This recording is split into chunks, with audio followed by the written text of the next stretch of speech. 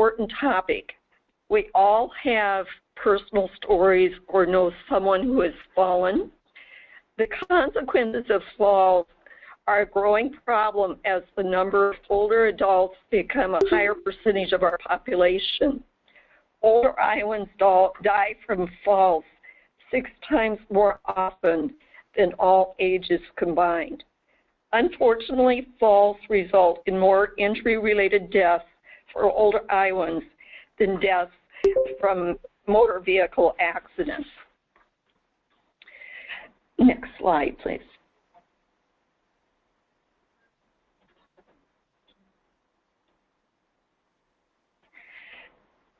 Our fall-related grant was received by the Iowa Department on Aging from the Administration on Aging and the Administration on Community Living.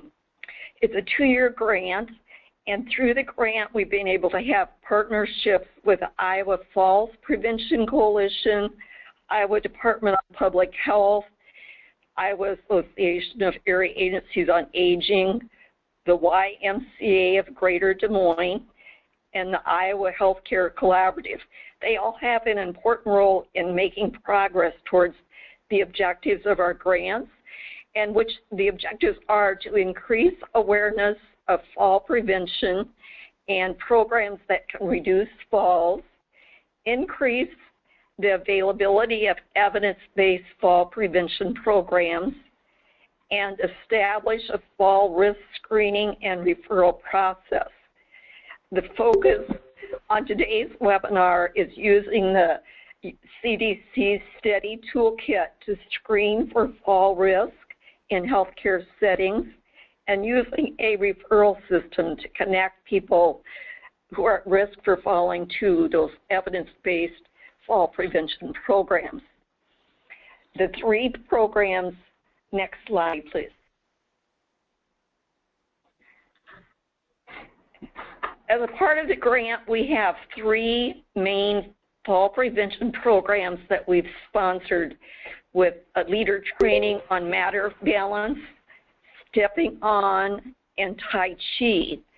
The locations of these programs and the dates can be accessed at a website on the Iowa Department of Public Health and the Iowa Department on Aging. Both have resources on fall prevention.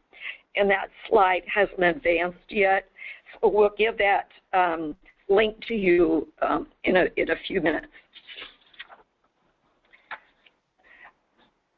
An important part of our activities on reducing falls is Iowa Fall Prevention Coalition, and the mission of that coalition is to foster collaboration between state, community, healthcare system partners to reduce falls by building an awareness and providing education about fall prevention.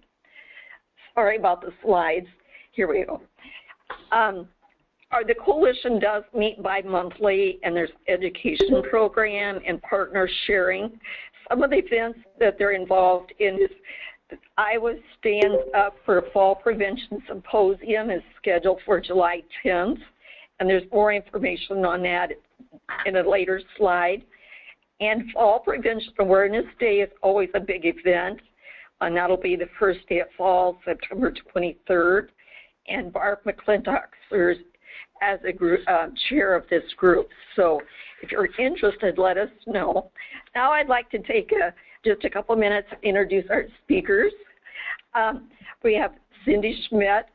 She is an improvement advisor for the Iowa Healthcare Collaborative. She's responsible for being a resource, educator, and support to hospitals across the state, utilizing and implementing evidence-based practices.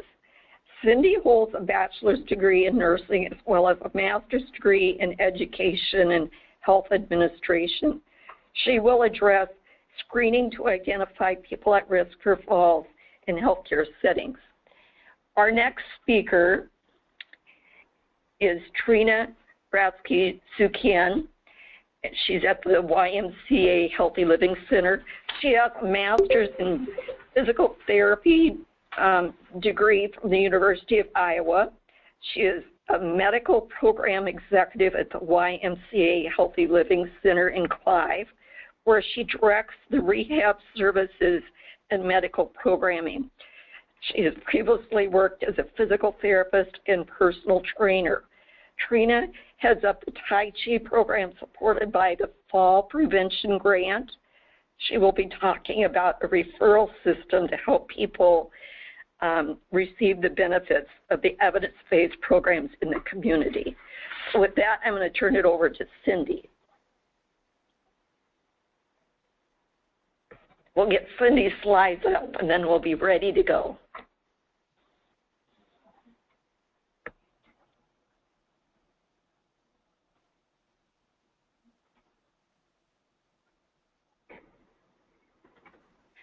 We're getting closer. The slides haven't cooperated with us this morning.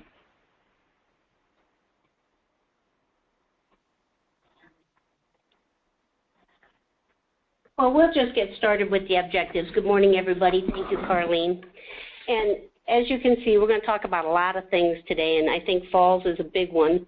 So we want to gain knowledge of falls and understand changes that Medicare has put in place and is going to continue to put in place, and then talk about the STEADY Toolkit.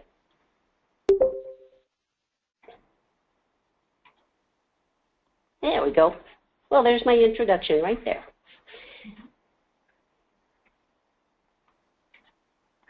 There we go. Okay. I think before we get started, maybe it would be good to provide you some good insight on the importance of falls and why we all, regardless of which setting we practice, should care about falls and what they mean. You already know how serious a fall can be and how it impacts a patient's health and independence and even quality of life. So some of the facts are 1 in 3 of older adults, meaning age 65 and plus, fall each year. Many patients have fallen but don't want to talk about it because they fear they may not be able to stay in their home and lose their independence. And this one kind of was staggering to me, that every 29 minutes an older adult falls from a fall or fall-related injury. 20 to 30% of people who fall suffer moderate to severe injuries such as lacerations, hip fractures, and head traumas. These injuries, of course, can make it not only hard to get around, but there's also a loss of independence, decreased quality of life, and often risk of early death. Falls are the most common cause of traumatic brain injuries, and half of the fatal falls are caused by traumatic brain injuries. Most of the fractures are also a result of falls in the elderly, and the most common fractures that we see are of the spine, hip, forearm, leg, ankle, pelvis, upper arm, and hand. Many people who have fallen, and even though no injury, they may not get an injury from it, but they fear falling. So in turn, this can cause them to limit their activities, which leads to reduced mobility, loss of physical fitness, and in turn actually increases their risk of falling even more. This slide is pretty interesting. Mine's kind of data rich, my presentation, but I think that it's important because the numbers and the data doesn't lie. But this shows you in 2013, the emergency department visits just of residents 65 years of age and older. And it's just amazing when you look at these numbers. 84%, 264,000 average annual emergency department deaths. We don't know how many have been left unattended that, don't make it. Over 10,000, almost 11,000 hospitalizations and 446 deaths. So, and then when you see, a fall, nobody thinks about what it cost, but the average fall for someone over 65 was over $26,000. So once again, I said, the numbers don't lie. And then these next two slides are just to show you from the Iowa Department of Public Health, all ages, falls, deaths from the time period of 2009 to 2013. So as you can see that obviously the older you get, the higher the number. Next one is falls death rates. And this is, when you look at the state as a whole, we've got a lot of room for improvement and a lot of work that we can still do. So this one, effective January 1st in 2011, the Affordable Care Act added Medicare coverage for a new wellness visit. The provider has to review the functional ability, so they screen them on falls, they ask them about falls questions, and they give them health advice to that beneficiary and refer them to an appropriate fall prevention program. I've given you the links here for all of these, and I checked them out ahead of time, so they do work. A quick reference guide on the ABCs of providing an annual wellness visit, the American Academy of Physicians, and then from the American Academy of Family Physicians and from CMS. But reimbursement of appropriate clinical and rehabilitative services linked to accurate coding for specific fall-related injuries is routinely covered. While there's no single benefit, provider, or procedure for falls, clinicians treating older adults with symptoms predisposing them to falls could receive Medicare reimbursed and/or incentive payment if the services they provide are medically necessary, reasonable, and billed appropriately. And if they've never had a Welcome to Medicare annual visit, they can get it anytime. The first time Medicare will cover the annual exam, there's no copay or deductible for this benefit. So that's I think that we need to educate our public about that. And then for those in the clinics and the physician offices, I'm sure everybody knows about Quality Physician Reporting, or PQRS. This incentivizes certain providers to assess fall risk and create a program that is specifically identified for that person.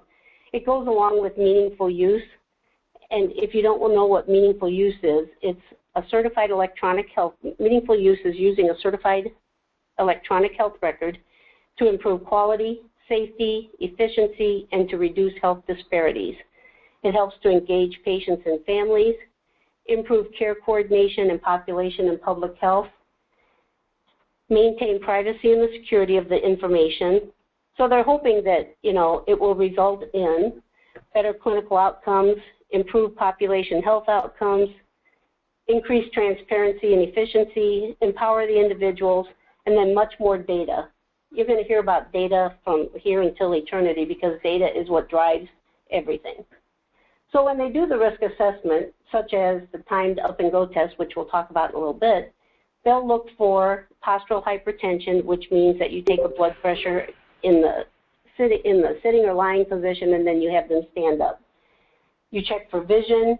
You kind of do like a home health assessment. You ask them risk in their home, and also a medication review, which is critical to find out if those drugs that they're on may be putting them at fall risk as well. So once again, you can do the assessment and education and then the referrals. So it says that, you don't have to do all of these things in one visit. They just have to be documented within 12 months. And so the biggest thing is to identify the high-risk individuals. And the most important part, which is the most important part of this, the management. And then applying preventative measures in the vulnerable population. And the vulnerable population doesn't always necessarily mean the elderly as well. And I think family physicians play a pivotal role in screening these older adults for falls. So we need to observe the gait and balance disturbances, and it is so simple to do, and I think it needs to be done to improve strength and balance. The Affordable Care Act, or the ACA, in 2014, they started to reduce payment to hospitals that rank poorly in hospital-acquired condition, or HACs, as we call them, which sounds kind of funny. Sounds like a hairball, but attempts, in attempts to improve patient safety outcomes. So what I'm involved with Partnership for Patients and the Hospital Engagement Network, a report from December 2014 from the Department of Health and Human Services showed that 50,000 less people died in hospitals, over $12 billion in healthcare costs saved as a reduction of these HACs from 2010 to 2013. And then it shows preliminary numbers that are in. They're still doing the final data, but it shows that hospital patients experienced 1.3 million fewer HACs in the same time period. So that was a 17% decrease over a 3-year period. So, CMS, or the government, federal government, is very interested in the Partnership for Patient and the Hospital Engagement Network because in my role, I help hospitals and work with the continuum of care to reduce injury, promote safety and quality of patient care. And obviously, we're finding that we are doing that. So the Health and Human Services was to identify at least 2 conditions that were high cost, high volume, or both that resulted in higher paying DRG. You know, the government's always watching their money. So they want them to be considered reasonably prevented through the application of evidence-based guidelines. And hospital falls and traumas were one of these. 3 to 20% of inpatients fall at least one time during their hospital stay. And of these fall injuries from them resulted in either an increased length of stay, lawsuits, and usually more than $4,000 in excess charges per hospitalization. They looked at many evidence-based guidelines and recommendations that were research-based, recommendations regarding environment, floors, surfaces, bathroom scheduling, monitoring cognitively impaired, hourly rounding, to name a few. And the risk factors, of course, were cognitive dysfunction, delirium, dementia, impaired mobility, medications, and physical hazards in the environment. Why are falls so important and why are we always talking about them? And I think we can't ever not talk about them so much. Injuries from falls are what the government considers never events because they're associated with morbidity, mortality, and increased health care costs. The term never event was first introduced in 2001 by Dr. Ken Kaiser, a former CEO of the National Quality Forum, in reference to particularly shocking medical errors such as wrong site surgery that should never occur. Over time, the list has expanded to signify adverse events that are unambiguous, which means clearly identifiable and measurable, serious, resulting in death or significant disability, and usually preventable. The Centers for Medicare and Medicaid announced in August 2007 that Medicare would no longer pay for additional costs associated with many preventable errors, including those considered to be never events. Since then, many states and private insurance companies have adopted similar policies. Never events are also being publicly reported with the goal of increasing accountability and improving the quality of care. So this year, 2 CMS pay for quality programs are being implemented into the hospitals with hospital-acquired conditions. We're talking about value-based programming, purchasing program, and hack reduction program. Currently, it includes infection measures and readmission rates. But I think it's very prudent for us to get ahead of the falls because we see this coming. Be ahead of the curve in falls reduction before a falls measure is added to these as well. So when you look at this side, we talk about falls being worth the attention, patient safety, and all these things. And, you know, we think of this slide, and it speaks to quality of life. I mean, that's what screams out to me from this slide. How it can be changed, greatly reduced, or destroyed with just one fall. And I was going to tell you that I personally had my own fall, which was scary for me, but I'm trying not to have that fear of falling so that I increase my risk of falling. But I was in a wheelchair for 4 months, so, you know, I know the limitations that it can cause. But my mother, God love her, she was 93 years old, was baking cookies, and she fell. She twisted just wrong, fell, broke her hip on a Sunday afternoon, late, early evening. She had surgery to pin her hip on Monday, and she passed away on Tuesday. So it just shows you how fast it can happen. And of course, you know, she had her walker, but she didn't use her walker. We could tell that she hadn't used her walker when she was twisting or turning. So we don't know if she fell and then broke her hip or if she twisted wrong and broke her hip. But regardless of what happened, the outcome was still that, you know, she was gone. So that, it's just very, very crucial that falls be, you know, top of our mind. The STEADY Toolkit. It stands for Stopping Elderly Accidents, Deaths, and Injuries. The CDC created this for providers for those at risk at fall. those who have fallen, and it provides information and resources to help incorporate fall prevention. So, you know, it provides you with all these different things. It's a great kit. In fact, they've revised it, and I'm going to give you a link to get that later. But you go into depth and you worry about all these tests, but there's just really 3 simple questions that you kind of have to always think about. Have you fallen? Do you feel unsteady when you're walking? And do you worry about falling? And if they answer yes to any of those, they should be considered at risk. So the overview of the toolkit, you know, you triage your patients based on risk. You do the self-assessments. There's a pocket guide for people. And you can integrate it into your practice. And I think it would be easy to do, and that's easy for me to say because I don't have to do it, but I would think that it would be easy to do. So, you know, it has information on falls, and it gives you more risk factors and information. It even gives you case studies in there. And then a lot of these slides, I'm going to go through them quickly because time is limited, but there's validated tests. There's the TUG. I'm sure everybody's heard of the timed up and go, the 30-second chair stand, the 4-stage balance, or I call it the drunk driving test, or the measuring of the orthostatic blood pressure, as I call it. So there's even the new kits now have the referral form, which the old kits didn't have, which I love. They have a patient referral form in it. There's a recommended program form that you can fill out so that they have that as a resource. There's a brochure on how to stay independent, on your blood pressure, what to do to prevent for falls. All these things are on there. It even gives you an algorithm that you can use to assess for risk for future falls. And then there's the timed up and go test. It tells you how to do it and how to measure it. The 30-second chair stand test. And then that 4-stage balance test, which that's the one I call, you know, the drunk driving test because you have to walk steady with your one foot in front of the other. So here's the form that has the recommended programs, where they are, what the times are, and if there's any cost. So it's a good sheet that you can fill out and give to your clients, patients, family members.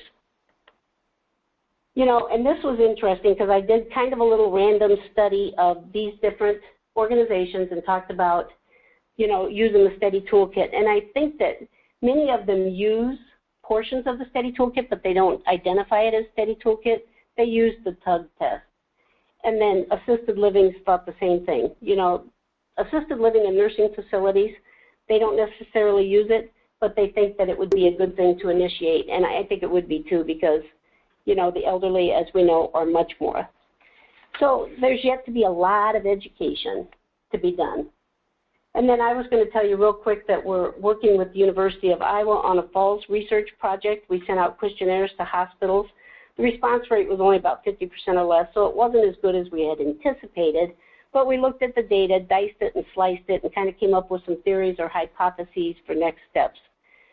We wanted to look at what was being done as they're discharged into the community, looked at internally in the hospital, internally at the hospitals, and is it a matter of staff education? Could it be a quality improvement project? You know, I'm sure hospitals are always looking for one of those. And then develop something like the STEADY toolkit to use for hospital training. Bottom line is lining up resources and information to keep those people as independent as possible at the right level of care. And then coming soon, hopefully, from the CDC, new tools and materials on online continuing education programs, on how to incorporate the STEADY program into clinical practice, and then clinical decision modules for electronic health records, currently EPIC and GE centricity, to screen for falls risk and that kind of thing. So to sum it up, you know, by 2020, that's only 4.5 years away now, falls-related injuries are estimated to be $43.8 billion. That's just astronomical. Research proves exercise, physical therapy improves strength, balance, and flexibility. Nothing elaborate, you know, just do something consistently. Medication management is a biggie, home modification, environmental safety, and we need to raise the awareness. Once again, I'm going to pound that in too because of the significant drain of injury and suffering, loss of independence, cost, and even death. So here's the website for the study toolkit, and here's a website for Preventing Falls, how to develop a community-based fall prevention program, and my information. And now I'm going to turn it over to Trina.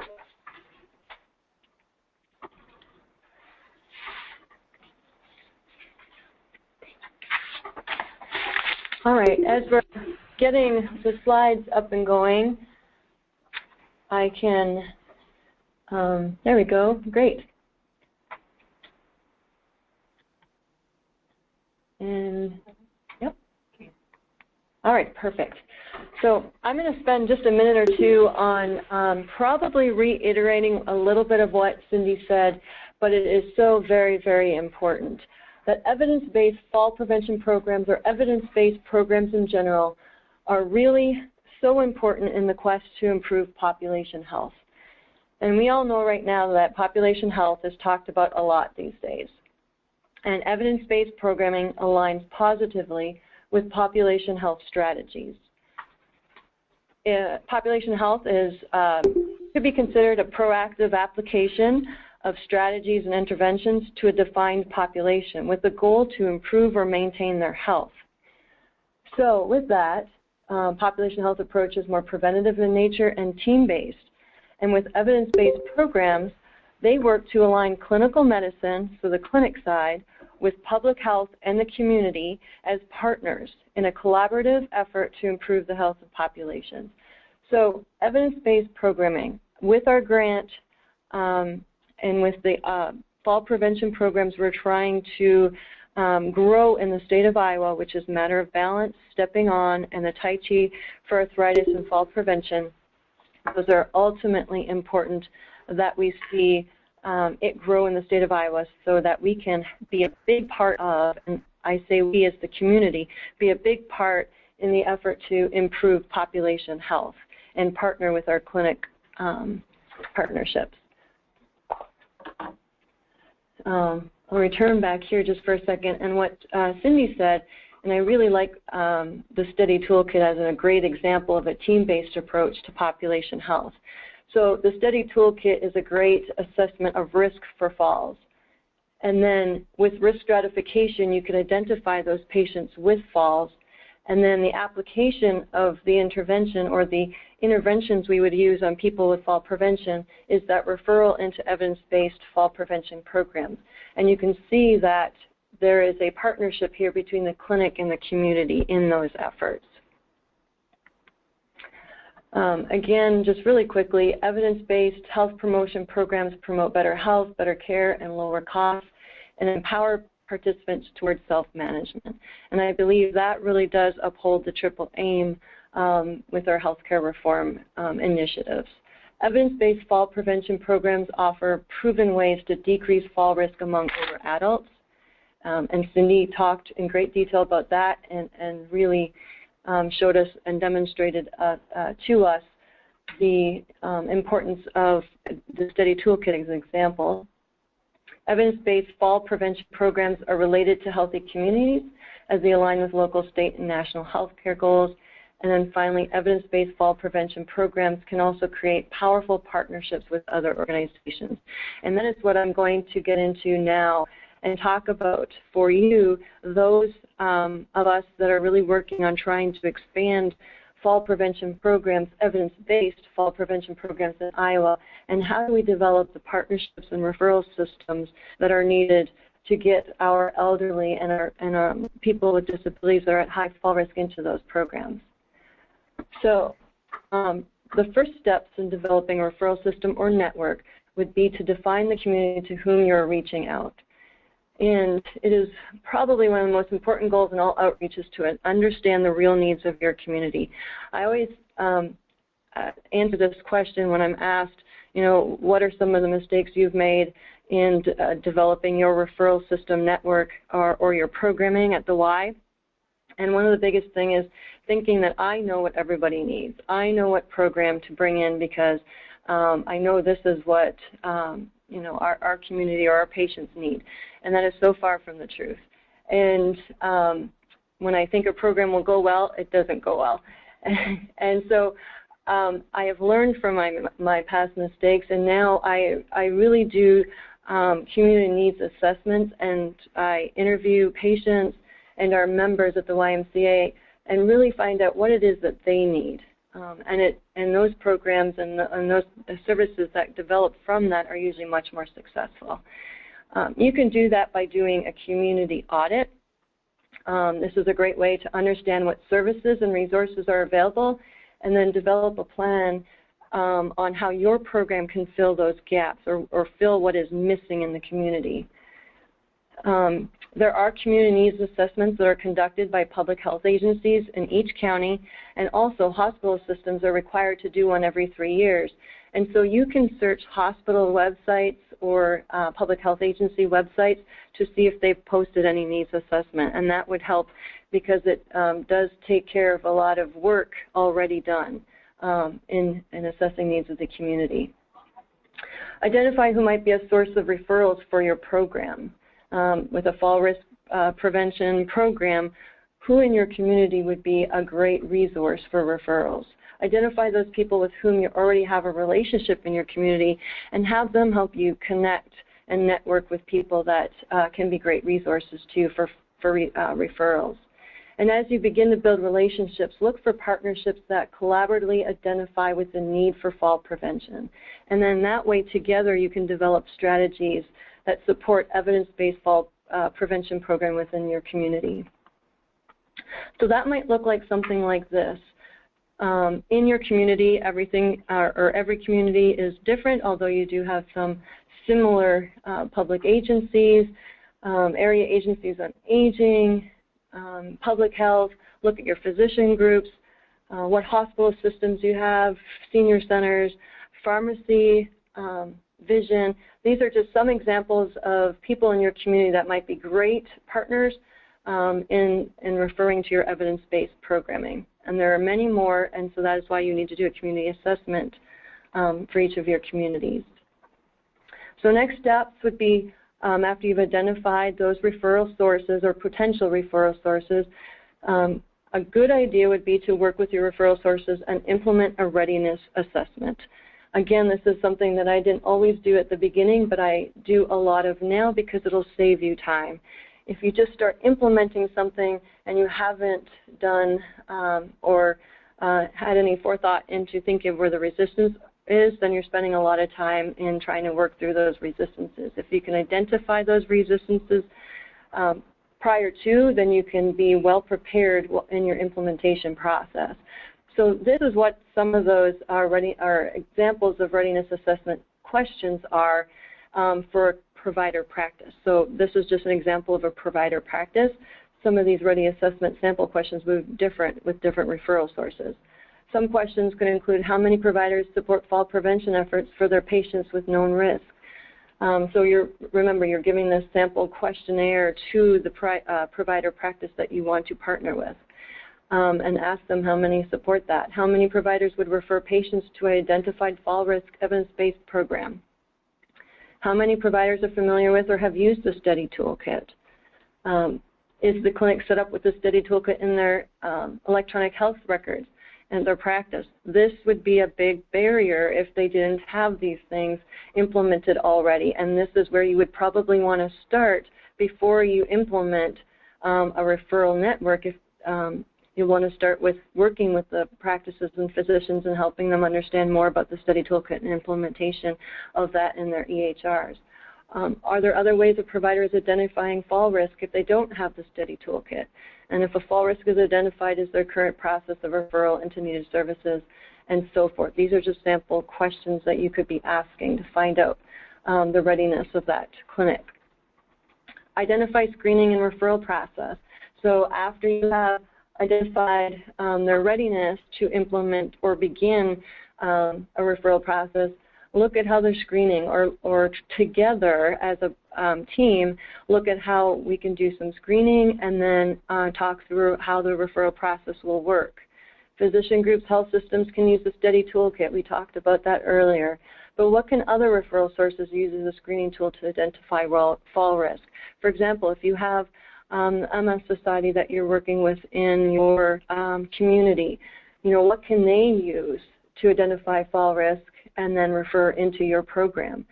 There are many fall risk assessment questionnaires that can be used. So that's an example of an agency like the MS Society that can use with their membership and then use that to identify the risk.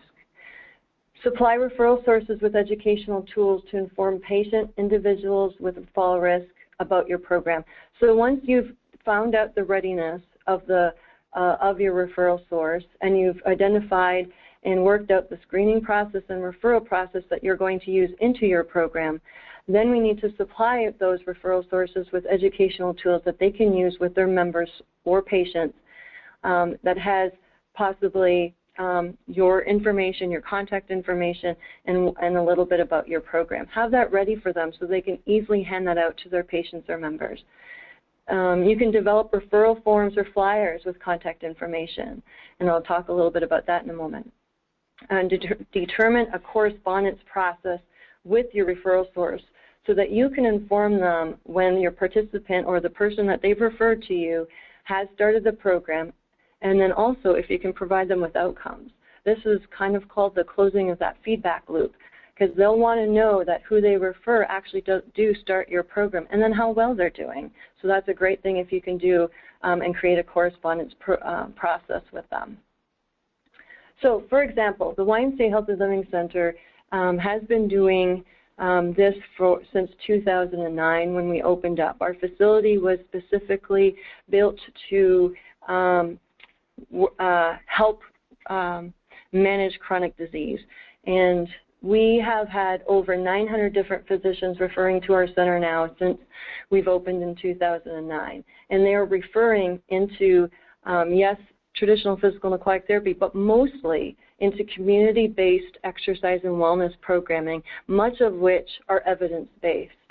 Many of our physicians are filling out our referral forms and then faxing them over, indicating the program they want the patient to start in. This is something that we worked out with our partners, our medical partners, and it really worked well for them. Some of our physicians will indicate a fall risk in the comments, or else we perform the fall risk assessments through our physical therapy and report that back to our physicians. Faxes are received in our physical therapy clinic within the YHLC, so we're ensuring protected health information compliancy. That's something else that you may want to think about if you are getting more information about someone's past medical history. Staff then call the referred patient and set up time to meet with them to initiate the startup. We decided that we would conduct evaluations prior to any interventions and reassessments along the way to note progress so that we can be able to do that correspondence with our referral sources and give them information of what is the status as the person starts the program, what is the status 12 weeks later, and what is the status every 12 weeks as long as they are a member or a participant in that program. That is just something that we decided we wanted to do. It could look a little different for others. This is sent back to the physician, all this information, to close that feedback loop and keep the physician informed as long as patient is participating in the program. So for us, it looks a little like this. The MD refers, the Y receives. We contact the patient, set up the appointment, and that's how we handle our referral process. We have an evaluation process. We evaluate the person or assess them. We review the results. We set the plan of care up, which for us might mean it might be a referral into our Tai Chi for Fall Prevention program. It might be entering into another one of our evidence-based programming. But then we design the program and we send that to the physician, that information. And then for the program itself, we orient and instruct everyone to the program. They participate, we check progress, and we continue that report to the MD. That's what it looks like for the Y. It does not have to look like this for everyone else, but this is just an example of how it can work. This is also an example of our referral script that physicians, healthcare organizations, public agencies are using to send referrals into our evidence-based programming.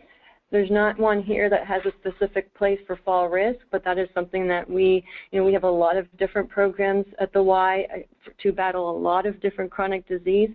But most of our physicians will write in the comments this person has a fall risk, and so that either we'll take that information and it's an automatic referral into one of our fall prevention programs, or else we will do that assessment and probably send that information back to the physician that we've detected a fall risk and that we're referring that person into the evidence-based program.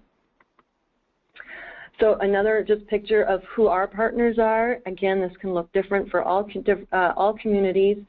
We use primary care physicians and health coaches primarily. This is one of our highest volume referral sources, and we continuously every day work on that relationship building with them. We work with senior service organizations, specialty physician clinics, and that could include orthopedic surgeons, pain specialists, and so forth, ENTs, for example. We work corporate health services. We utilize the 65,000 YMCA members in our organization, and we do fall risk assessments on them. We work with hospitals, insurers, and so forth. So how do you engage physician groups, in specifically physician groups with referring to your evidence-based fall prevention programs? You keep the message simple and consistent. Remember, physicians have limited time, and so you want to make sure that they know you're not going to take much of their time, but you have important information to give them that will help them keep their patient population healthy. Have research on the program ready and available to give to them, because you may not have a lot of time to talk about it. Anticipate their questions before you even get there. They'll ask things like, how will it work for and benefit my patients? Be ready to answer those questions. Present information at physician-attended meetings, conferences, lunch and learns. Just try to be present and keep that awareness up with fall prevention. Partner with organizations who have established relationships with physicians and be prepared to discuss models for implementation, and just be ready to go and establish common goals together. Remember, linking evidence-based fall prevention programs to physician goals, to their quality reporting, so that they know that we are trying to help them keep their patients healthy and avoid ER visits and hospitalization. So physicians are key to success, and so getting them engaged is really important. Physicians are now required to participate in quality reporting measures as part of that population health management we were talking about earlier. So as data is collected from our programs, our evidence-based programs, and fall risk is shown to decrease, this can become a form of trusted medical management that providers will report on. This is important to them, and now your program has just become relevant to them. Physician champions, they can influence an entire organization to adopt their program. You can work with physicians to embed the referral process into their EHR system. That takes a little bit more work, but if you have a physician champion on board, they will definitely chief that effort, and that will make it a lot easier for them to refer. Patients are much more likely to follow through on a referral from their physician. Partnering with physicians help them reach patients where they live to best influence their health behaviors. So, message to the physicians could look like, our fall prevention program will impact your patient's health, create an engaged patient, complement your healthcare services.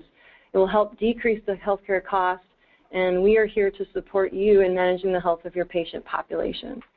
And always stay connected over and over with your best physician referral and continue to develop them into a physician champion that can really spread the word and influence other referrals from other physicians. And finally, not just physicians, but who else is in your community and who can you partner with?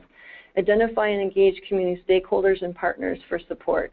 Find out who has vented interest in decreasing falls in your community and engage in their support. The more awareness and interest there is within the community, the more candidates you will have for possible referrals. And clearly describe the referral process for all stakeholders so they can go out and help you with that referral process. Collaborate with them to develop and design workable pre-screening processes for non-clinical community entities. For example, the study toolkit will not work for some of the community entities, so what else can they use for fall risk identification and screening? Put in place a mechanism to provide feedback to them, and things like newsletters and emails and so forth. Work collaboratively within your community stakeholders and partners to gain feedback for quality improvement. They are great for feedback, especially if they are themselves participants in your programs. or volunteer to help in your programs. Set common priorities and goals to support program sustainability over long term. Establish consistent communication, and then make sure to keep track of success stories and share them with the community and with your referral sources. So with that, it takes work to build a reliable and sustainable referral system and partnership, and it's more about, or I should say all about, relationship building and then being your community's biggest fan. And so that is all that I have, and ready to accept any questions along with Cindy. This is Carlene again. I'd like to thank both Cindy and Trina for a great presentation and lots of valuable information. Thank you. So now we have a few minutes to respond to your questions. Remember to submit your questions using the question feature on the GoToWebinar control panel. Janine, do we have any questions coming in? Yes, we do. So the first one is from Anthony Fuzell, and Anthony asks, what are the outcome measures that are being tracked in this initiative? Okay, so for fall prevention, some of the things that we are looking at, and specifically at the Y, some of the outcomes are, you know, the fear of falling. Does that change from starting the program and then at the end of a program, whether that's a 12-week program or your ongoing reassessment? Has the fear of falling changed? And then we look at other things like objective measures. Strength measures, you can look at strength measures. You can look at functional outcome measures, such as maybe a 6-minute walk test. You can look at the tug test and how that's changed, and some of the things that Cindy talked about, utilizing some of the Steady Toolkit tests, such as the chair stand test. You can look at those and see what has changed depending on what you are utilizing as your objective measures. And another thing that we look at too is just attendance. We are taking attendance at our Tai Chi class, for example, and reporting on that, you know, and then looking at where the referral's coming from, and then keeping track of those things as well. Anything to add to that, Cindy? You're all about outcome measures. Right, and I would agree with that. We look at, you know, we track the number of falls. We look at falls without injury, with minor injury, moderate injury, severe injury, fractures, and a lot of times with coding it's hard because the codes aren't specifically fall, so you have to look at a fracture of a certain body part. So we look at those, and we also look at how many were assisted to the floor. So we look at that, and we look for trends to see if people have, you know, if they're improving their fall outcomes in the hospital arena, or if they're getting worse, and, you know, working with them to see if there's any kind of things that we can put in place to help reduce or prevent falls. And then with the fall prevention grant for the matter, balance, stepping on, and Tai Chi, we're all doing a standardized evaluation for the Administration on Aging and Administration on Community Living. So we'll be doing that as a comparison of pre and post, and we'll keep everybody informed once we get the data from that. Thank you. We have another question here. This is, if a physician refers, Trina, and do you ever have patients who refuse? And what do you do if this happens? Yes. So when a physician refers and we try our very best to connect with that patient, we will call at least 3 times if we haven't gotten a hold of them. So if we don't even talk to them, we try calling them 3 times, and then we send the referral back with a note saying that we were unable to get a hold of this patient.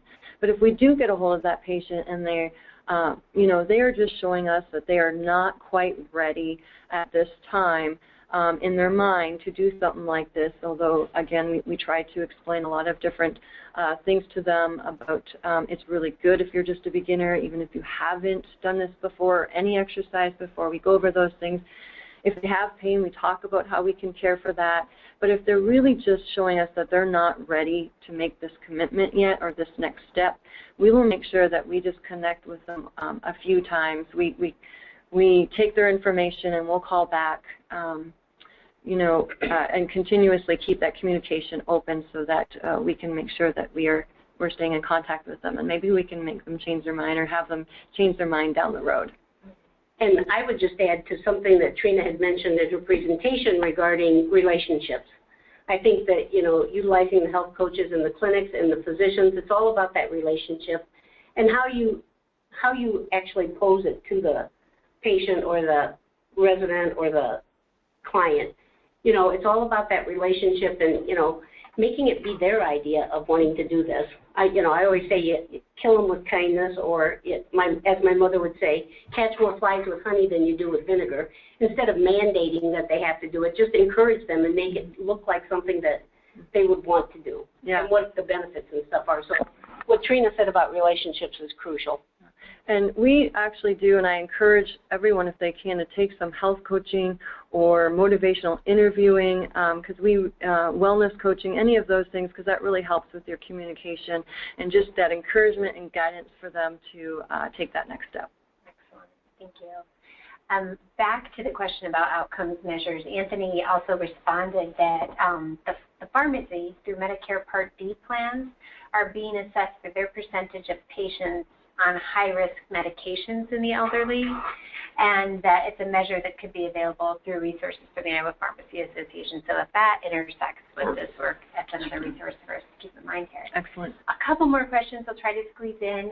One, this I think is maybe for Trina. Once a letter or flyer is sent to a physician, how do you recommend following up? Different ways, and more than once. They say, I think, 7 times to follow up before something can happen, and that's true. And really, physician groups, they are under a lot of stress, and a lot of things are coming down through healthcare reform right now. So you have to be very patient and understanding of that. But you know that this is very good and it will help them in their patient care and keeping their populations healthy, so be persistent. So start with just, trying a phone call, trying to get in touch with them face-to-face. If that doesn't happen and you send your flyer over and you haven't heard anything, continue to be persistent in a very polite way that, you can continue to try to educate their whole staff about what your program can do for their patients. Persistence in relationships, right? Okay. Amen. Another question, also for Trina or Cindy. Who can I contact to get a person trained as a Tai Chi instructor? You can contact actually myself, and we just finished our second Tai Chi training for the state of Iowa, but we are in talks about possibly doing more for the next fall to spring, and I can connect you actually with the senior trainer that organizes some of those trainings in Iowa, and if not, connect you with more information of some of the upcoming ones that we'll be doing in the future. Okay, there are a couple other comments coming in that seem to be things we could share among the coalition and maybe share back out, but in the interest of time, I think we'll end the Q&A and send it back to Carlene. Okay, how do I advance? Which one? Advance slide one.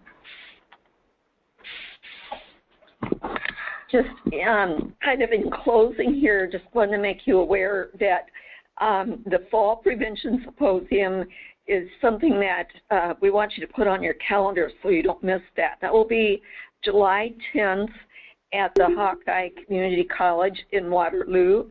The registration will be limited to the first 200 people, and you can obtain CEUs. We'll be distributing that registration the first part of June, so be on the lookout for that. The next slide, please. In conclusion for today's webinar, you will be directed to a brief evaluation session, and we will appreciate your feedback. An audio recording and the slides will be available as well. If you have any questions regarding today's session, you can contact me, and my email is listed on the slide. And we thank you for having joined us for the webinar and hope you have a great afternoon.